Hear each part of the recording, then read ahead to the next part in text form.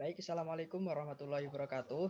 Di sini kami dari kelompok 6 akan mempresentasikan terkait materi kerja ilmiah dalam pembelajaran sains dan peranan matematika terhadap sains. Next. Nah, dari kelompok 6 sendiri ada yang pertama Julia Agustina NIM 400141918. Kemudian yang kedua ada Irma Ristiningsih NIM 400141920. Kemudian yang ketiga ada Inka Agusta Ardiani NIM 400141921. Kemudian yang terakhir ada saya Muhammad Zaimul Faik NIM 400141925. Next. Nah, outline dari materi kita kali ini yang akan dijelaskan, yang pertama ada kerja ilmiah dalam pembelajaran sains. Nah, di sini nanti kita akan belajar mengenai penjelasan KPS atau keterampilan proses sains, kemudian perbedaan KPS dan SAPA atau Science of Process Approach. Kemudian kita nanti akan belajar aktivitas-aktivitas dalam KPS sendiri. Selanjutnya ada sikap ilmuwan. Di sini nanti kita akan belajar terkait beberapa sifat yang wajib dimiliki oleh seorang ilmuwan. Antara lain ada berpikir kritis, tekun, teliti, tanggung jawab, jujur, dan lain-lain. Kemudian yang ketiga ada pembelajaran sains di sekolah. Nah, di sini nanti kita akan belajar terkait pengertian ataupun arti dari pembelajaran sains di sekolah sendiri. Kemudian ada prinsip-prinsip pembelajaran sains terutama di jenjang SMP. Kemudian ada pendekatan dalam pembelajaran sains di tingkat sekolah. Kemudian yang terakhir kita nanti akan belajar terkait peranan matematika terhadap sains. Di sini nanti akan dijelaskan betapa penting matematika terhadap sains. Bahkan boleh dikatakan bahwa tanpa matematika sains tidak akan dapat berkembang. Next. Kita masuk ke dalam materi yang pertama, yaitu kerja ilmiah dalam pembelajaran sains. Nah, berkaitan dengan kerja ilmiah, pembelajaran sains dikenal keterampilan proses sains atau yang biasa disingkat dengan KPS. Nah, KPS ini KPS ini merupakan pendekatan pembelajaran yang berorientasi kepada proses sains atau mengacu pada proses-proses sains. KPS ini hampir sama dengan SAPA atau Science of Process Approach. Nah, antara SAPA dan KPS ini memiliki beberapa perbedaan. Yang pertama, SAPA tidak mementingkan konsep apa yang akan dicapai. Kemudian, SAPA juga menuntut pengembangan pendekatan proses secara utuh, yaitu metode ilmiah dalam setiap pelaksanaannya. Kemudian pada KPS, pendekatan KPS justru menggunakan keterampilan proses untuk memahami konsep atau mempelajari konsep. Kemudian, jenis keterampilan proses dalam KPS dapat dikembangkan secara terpisah-pisah bergantung metode yang sedang digunakan. Dalam keterampilan proses, nanti terdapat beberapa aktivitas.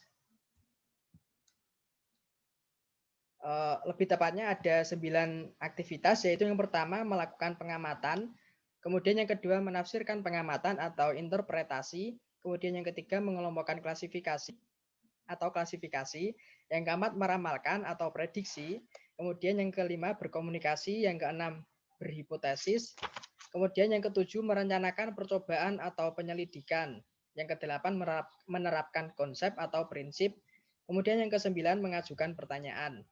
Nah, yang pertama ada melakukan pengamatan. Tentunya sebelum kita melaksanakan proses sains ataupun metode ilmiah, kita harus melaksanakan proses pengamatan. Nah, pengamatan di sini bisa menggunakan indera penglihatan, pembau, pendengar, pengecap, dan peraba. Hal ini digunakan untuk mengamati ciri-ciri objek. Contohnya, pengamatan kita baru saja melaksanakan proyek pada mata kuliah analisis senyawa kimia pada uji organoleptik. Nah, di sini kita melaksanakan pengamatan. Kita mengamati dengan penglihatan, pembau, pendengar, pengecap, dan peraba terhadap sampel makanan yang kita gunakan dalam praktikum.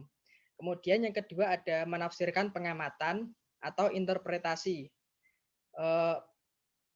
Menafsirkan pengamatan ini, kita mencatat setiap hasil pengamatan, kemudian setelah itu kita bisa menghubung-hubungkan hasil pengamatan tersebut.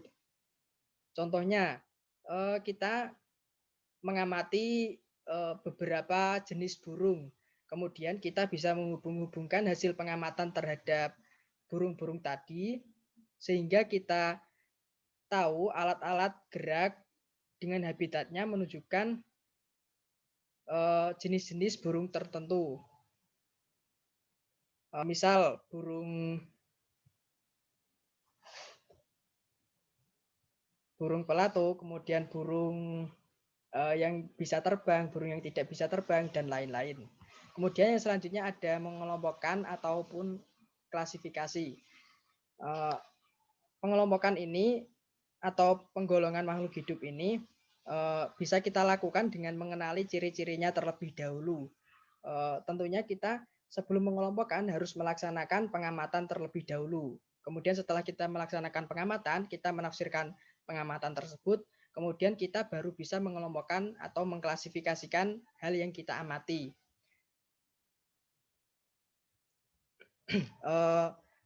Proses pengelompokan mencakup beberapa kegiatan seperti mencari perbedaan, kemudian mengontraskan ciri-cirinya, kemudian mencari kesamaannya, membandingkan antara keduanya, dan mencari dasar penggolongannya.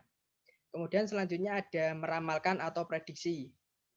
Keterampilan meramalkan atau prediksi mencakup keterampilan mengajukan perkiraan tentang sesuatu yang belum terjadi berdasarkan suatu kecenderungan atau pola yang sudah ada.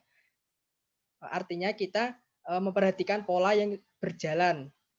Dengan memperhatikan pola yang sudah berjalan sebelumnya, kita dapat meramalkan prediksi di masa yang akan datang. Contohnya, kita bisa memperkirakan, meramalkan bahwa besok matahari akan terbit pada jam tertentu di sebelah timur. Kemudian contoh lain, kita bisa meramalkan perkiraan cuaca pada hari esok. Nah, kan kita bisa memperhatikan cuaca-cuaca yang telah terjadi pada hari-hari kemarin. Nah, dari itu kita bisa meramalkan cuaca yang terjadi pada hari esok. Mungkin menggunakan arah angin, kemudian intensitas cahaya, intensitas hujan sebelum hari tersebut, dan lain-lain. Next. Kemudian yang kelima ada berkomunikasi. Berkomunikasi merupakan menjelaskan hasil suatu percobaan sains. Bisa juga membaca grafik, tabel, atau diagram dari hasil percobaan. Menggambarkan data empiris dengan grafik, tabel, atau diagram. Berkomunikasi ini contohnya memberikan tahap-tahap perkembangan suatu percobaan pertumbuhan dan perkembangan, termasuk menyusun dan menyampaikan laporan secara sistematis dan jelas. Tentunya aktivitas berkomunikasi ini sudah tidak asing bagi kita yang telah menjalankan kuliah di jurusan IPA terpadu. Kita sudah dilatih untuk menyusun laporan secara sistematis.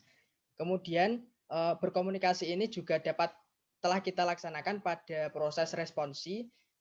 Di sana kita biasanya diminta untuk mempresentasikan hasil praktikum-praktikum yang sudah kita laksanakan selama 1 semester. Begitu. Kemudian selanjutnya ada berhipotesis. Hipotesis ini merupakan perkiraan atau dugaan awal sebelum kita melaksanakan praktikum, sebelum kita mengetahui hasil akhirnya. Di sini kita menyatakan hubungan antara dua variabel atau mengajukan perkiraan penyebab suatu akan terjadi.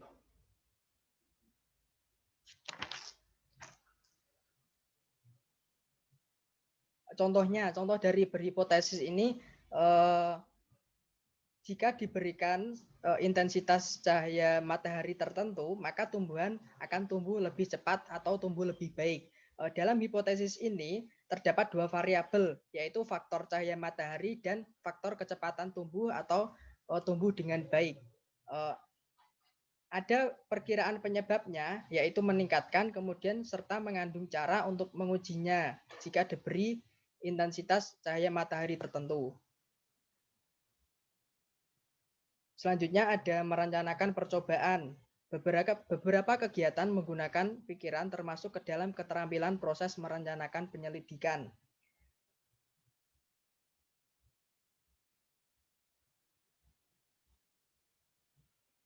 Contohnya yaitu apabila dalam suatu lembar kegiatan peserta didik tidak dituliskan alat atau bahan, tetapi tertulis permasalahan. Nah, di sini berarti peserta didik diminta untuk merencanakan alat dan bahan untuk penyelidikan tersebut. Nah, merencanakan percobaan ini tentunya juga sudah tidak asing bagi kita. Yang terdekat dalam mata kuliah praktikum elektronika dan praktikum analisis senyawa kimia, kita sudah diminta untuk merencanakan suatu percobaan. Nah, di dalam merencanakan percobaan tersebut kita diminta untuk merencanakan tujuan praktikum, kemudian merencanakan alat dan bahan dari praktikum, kemudian langkah dan cara kerja dari praktikum itu sendiri. Kemudian yang kedelapan ada menerapkan konsep atau prinsip. Apabila seorang peserta didik mampu menjelaskan peristiwa baru, misalnya banjir dengan menggunakan konsep yang telah dimiliki atau erosi, dan pengangkutan oleh air beserta ia menerapkan prinsip yang telah dipelajarinya. Nah, menerapkan konsep atau prinsip ini tentunya kita harus memahami konsep atau prinsip tersebut terlebih dahulu. Baru setelah kita berhasil memahami konsep atau prinsip tersebut, kita bisa menerapkannya pada kehidupan sehari-hari. Contohnya, kita memahami terkait materi atau pembakaran zat makanan yaitu kalori.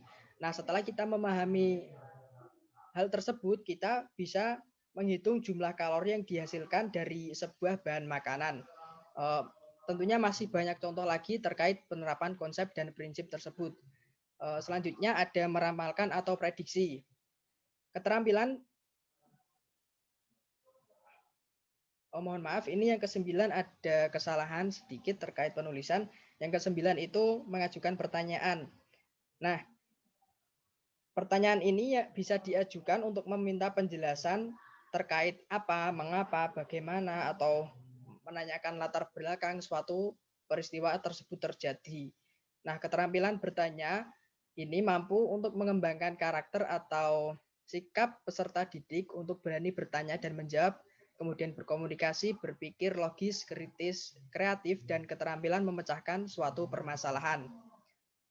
Contoh dari pertanyaan itu sendiri, misalnya, mengapa keseimbangan ekosistem tersebut dapat dijaga? Nah, pertanyaan ini menunjukkan bahwa peserta didik dituntut untuk berpikir. Pertanyaan tentang latar belakang hipotesis menunjukkan si penanya atau guru sudah memiliki gagasan atau perkiraan untuk menguji atau memeriksanya. Dengan demikian, jelaslah bahwa bertanya tidak sekedar bertanya, tapi harus melibatkan pikiran. Pertanyaan dalam pembelajaran ini dapat meliputi suatu pertanyaan pada level yang pertama, level pengetahuan, kemudian yang kedua, level pemahaman, kemudian yang ketiga, level aplikasi, yang keempat, level analisis, yang kelima, level sintesis, dan yang keenam, kreatif. Next. Selanjutnya ada sikap ilmuwan akan dijelaskan oleh teman saya.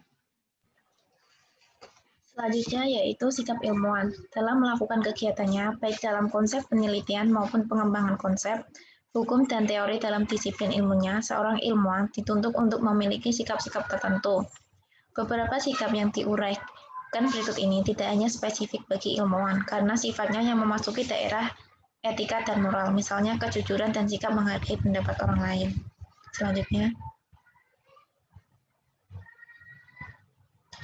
sikap ilmuwan berikut ini, yang pertama yaitu berpikir kritis. Berpikir kritis ialah pengetahuan dasar atau epistemik dari disiplin tertentu. Misalnya, seseorang tidak mungkin berpikir kritis tentang sejarah tanpa memiliki pengetahuan dan teori sejarah.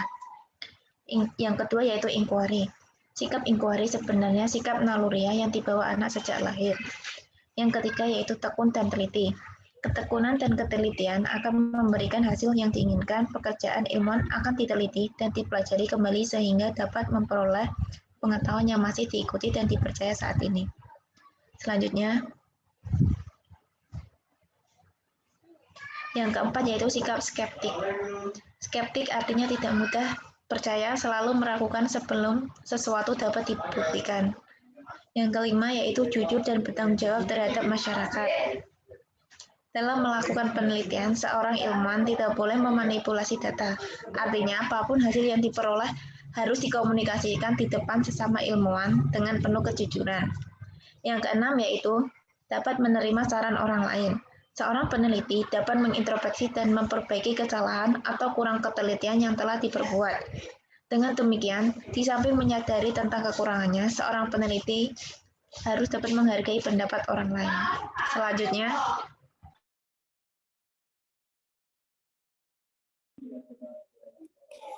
Selanjutnya yaitu kita akan membahas pembelajaran sains di sekolah. Nah, pembelajaran sains yang dituju itu pada jenjang SMP. Pembelajaran sains di sekolah akan berhasil dengan baik apabila guru terutama guru sains memahami landasan filosofis dalam sains, kerja ilmiah, dan perkembangan intelektual siswa. Usia anak SMP itu berkisar pada antara 12 tahun sampai dengan 14 tahun. Perkembangan anak usia SMP dikelompokkan menjadi dua kategori, yaitu kategori operasional konkret dan kategori operasional abstrak. Anak yang dikategorikan sebagai operasional konkret sangat membutuhkan benda-benda yang konkret untuk menolong perkembangan intelektualnya. Sedangkan anak-anak yang dikategorikan sebagai operasional abstrak, anak SMP-nya itu sudah dapat berpikir secara imajinatif. Nah, anak SMP itu sudah bisa dan mampu untuk memahami tentang penggabungan,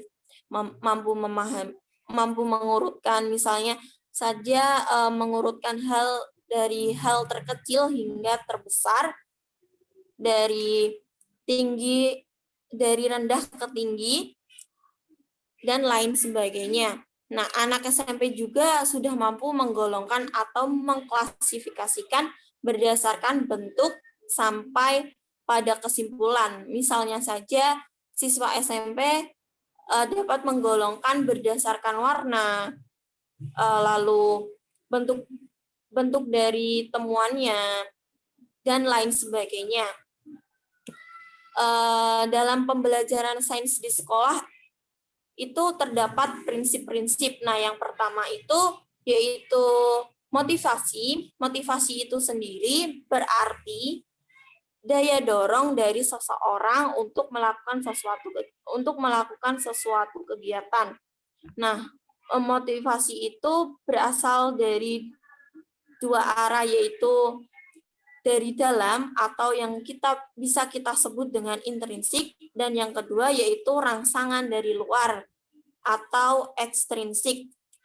Motivasi intrinsik itu akan mendorong rasa keingintahuan siswa, keinginan untuk mencoba, dan rasa ingin untuk maju dari sebelumnya. Nah, untuk prinsip yang kedua yaitu prinsip latar. Pada hakikatnya, siswa itu telah memiliki pengetahuan awal yang dipelajari waktu di jenjang SD atau sekolah dasar. Nah, oleh karena itu, dalam pembelajaran sains, guru sains itu perlu sekali mengetahui pengetahuan, keterampilan, dan pengalaman apa saja yang telah dimiliki dari siswanya, agar ketika saat pembelajaran sains di sekolah, guru tersebut tidak mengajarkan dari nol lagi atau dari awal, dari dasar mengenai sains yang ada di pembelajaran sains. Oke, selanjutnya itu ada prinsip menemukan. Prinsip menemukan itu terdapat dalam siswa SMP itu pada dasarnya siswanya itu memiliki rasa keingintahuan yang sangat besar. Dan siswa tersebut memiliki potensial yang nantinya potensial itu digunakan para siswanya untuk mencari guna menemukan sesuatu. Nah, oleh karenanya itu bila si siswa SMP itu diberikan kesempatan untuk mengembangkan potensinya, maka siswa tersebut akan senang dan tidak akan merasa bosan mengenai pembelajaran sains di sekolah. Next.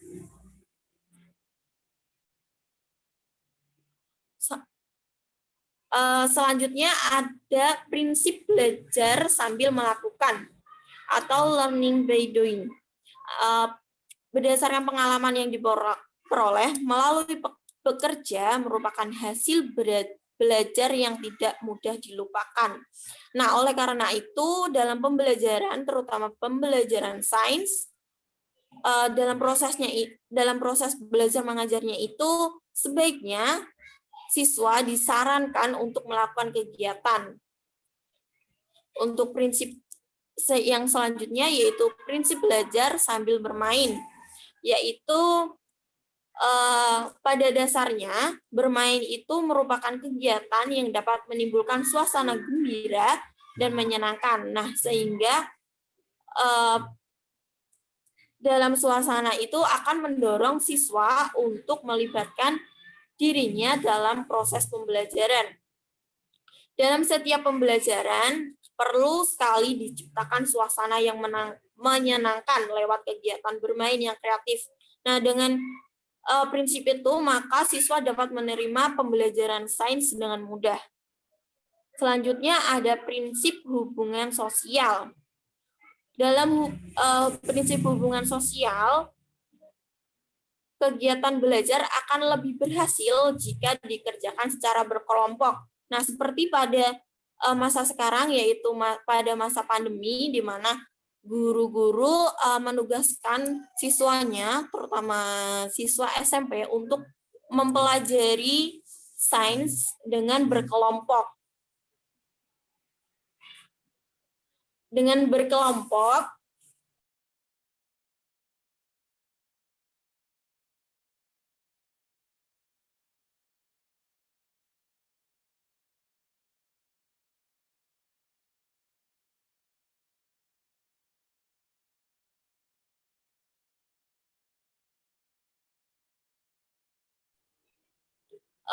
dengan adanya interaksi dalam berkelompok itu, mereka akan mengetahui kekurangan dan kelebihan dari siswa satu ke siswa lainnya. Nah, sehingga dalam berkelompok itu akan tumbuh interaksi dan kerjasama antar siswanya. Nah, kemudian, interaksi dan kerjasama itu bisa yang dikatakan sebagai hubungan sosial dalam pembelajaran sains di SMP. Next.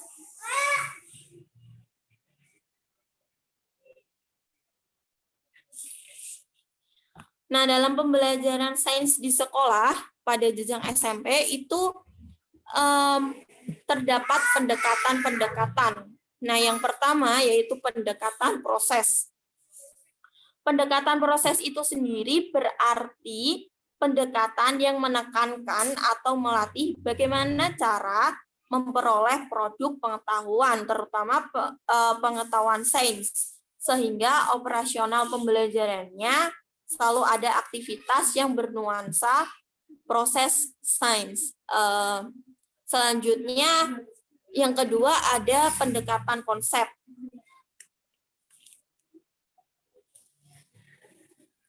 Pendekatan konsep itu berarti pendekatan yang menekankan pengenalan konsep sains. Pengenalan konsep ini sangat diperlukan dalam pembelajaran sains, dikarenakan dalam pembelajaran sains dibutuhkan komunikasi tentang pengetahuan, terutama pengetahuan sains. Yang ketiga yaitu pendekatan discovery atau penemuan terbimbing.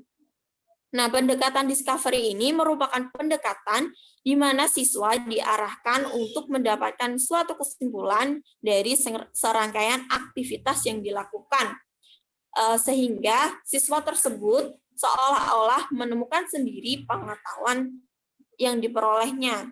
Nah, pada pendekatan discovery ini, guru memberikan permasalahan dan cara pemecahan permasalahan. Kemudian siswanya itu menentukan kesimpulan dari permasalahan dan cara permasalahan yang diperoleh. Yang keempat, yaitu pendekatan inquiry. Berbeda dengan pendekatan discovery, pendekatan inquiry ini lebih kompleks. Nah, pada pendekatan inquiry ini siswa dengan proses mental dapat menemukan suatu konsep. Nah, sehingga dapat menyusun percobaan yang dilakukan dalam suatu konsep. Nah, sehingga percobaan yang dilakukan itu atas dasar kemampuan dari siswa tersebut. Pada pendekatan inquiry ini, guru hanya memberikan permasalahan, sedangkan siswanya itu mencari pemecahan masalah dan menentukan kesimpulan dari permasalahan yang diperolehnya. Yang kelima, pendekatan yang kelima yaitu pendekatan histori. Pendekatan histori ini berarti pendekatan pembelajaran yang berorientasi pada sejarah yang ditemukan dalam pengetahuan, terutama pengetahuan sains. Misalnya saja pendekatan untuk mengetahui sejarah dari teori atom. Siapa yang menemukan teori atom, bagaimana sejarahnya, dan lain sebagainya.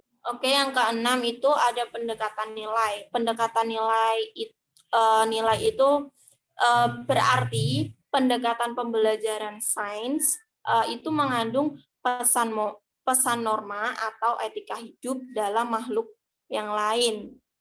Yang ketujuh yaitu ada pendekatan lingkungan.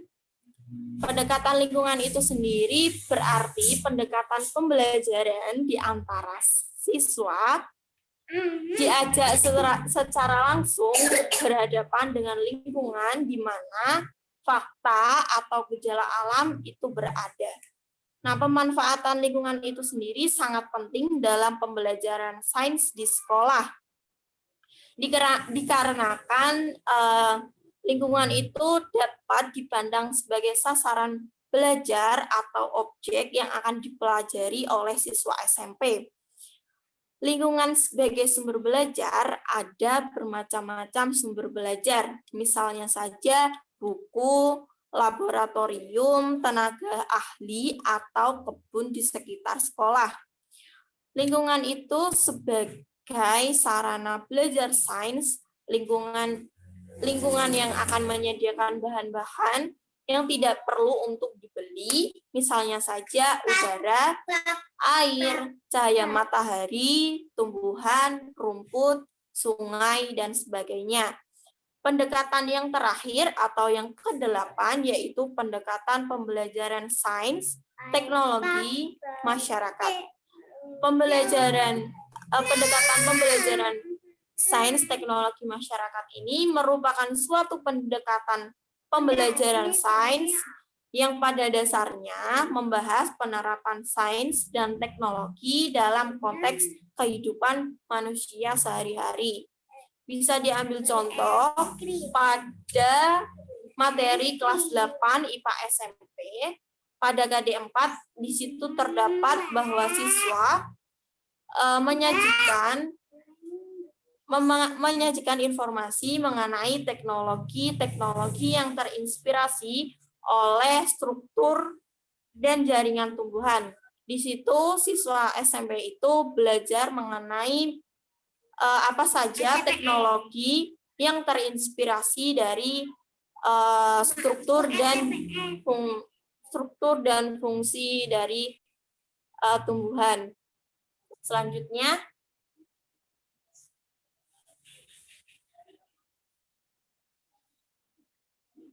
Selanjutnya akan dijelaskan oleh teman saya. Baik, terima kasih. Kemudian kita memasuki pembahasan yang keempat, yaitu peranan matematika terhadap sains.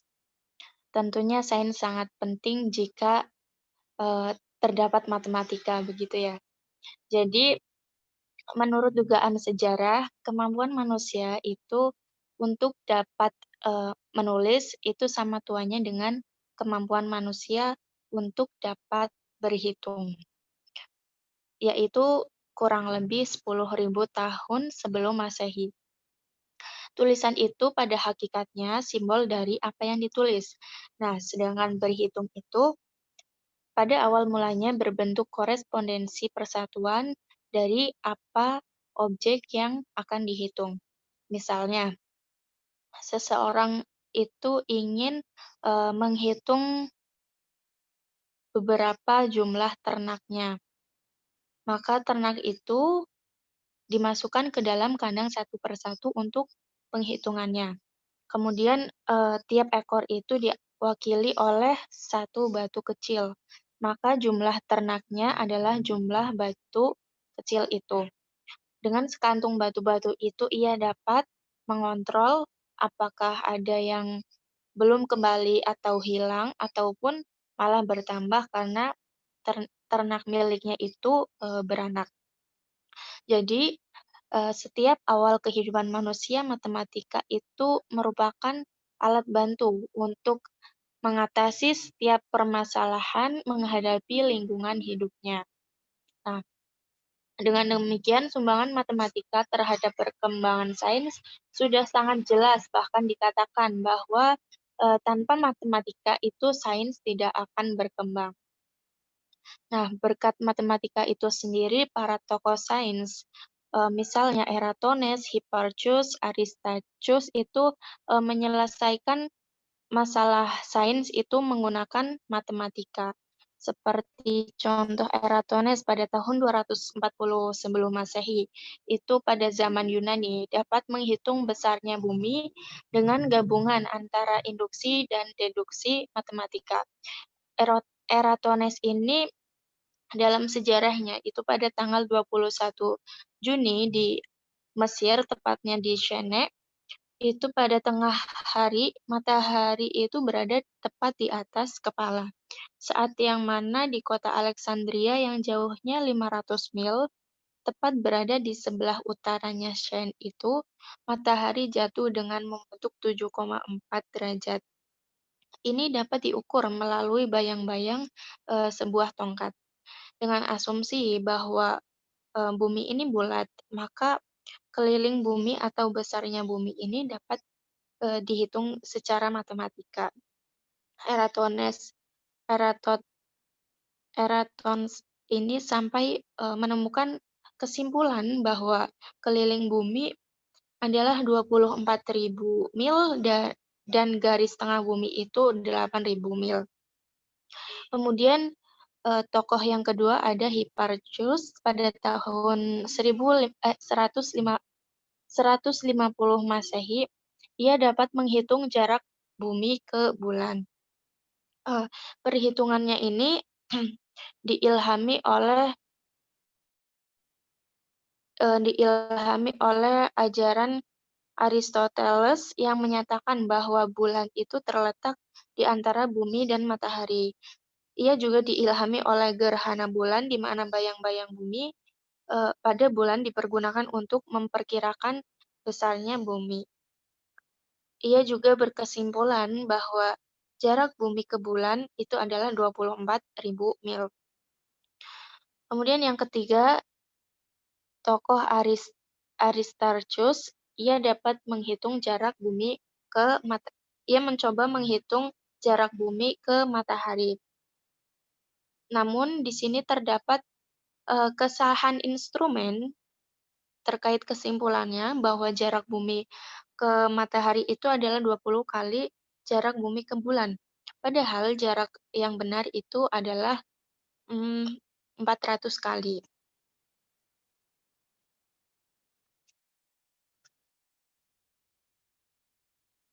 Kesimpulan lain, ia juga memperoleh sinar matahari itu tentunya lebih besar dari bumi. Ia perkirakan sedikitnya 7 kali lebih besar. Ia berpendapat tidak logis kalau matahari yang besar itu beredar mengelilingi bumi yang jauh lebih kecil. Mestinya sebaliknya, bumilah yang mengelilingi matahari. Begitu ya, next.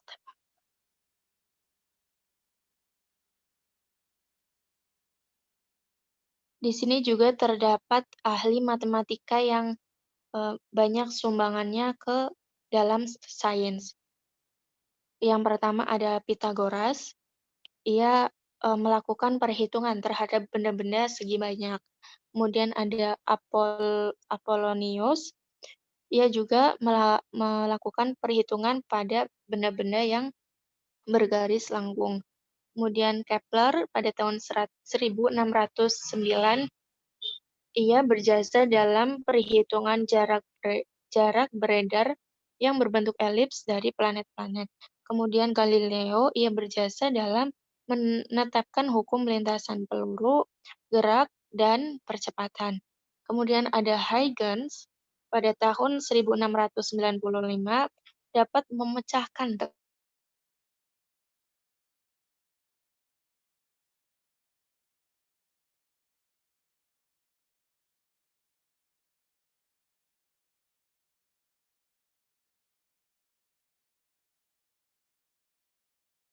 kecepatan suara.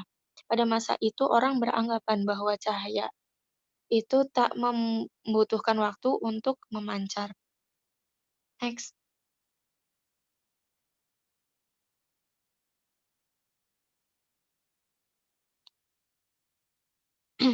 Nah, bagaimana dalam masa sekarang jika dilihat dari masa lalu itu terdapat banyak sekali penemuan-penemuan sains yang melibatkan matematika. Tentunya tidak dapat diragukan lagi fungsi dari matematika itu sendiri. Misalnya sekarang itu terdapat pembuatan mesin, pembuatan pabrik, bendungan, jembatan, bahkan perjalanan ke ruang angkasa tak akan berlangsung tanpa bantuan dari matematika. Selanjutnya. Nah, sekian pemaparan presentasi dari kelompok kami. Kurang lebihnya mohon maaf. Wassalamualaikum warahmatullahi wabarakatuh.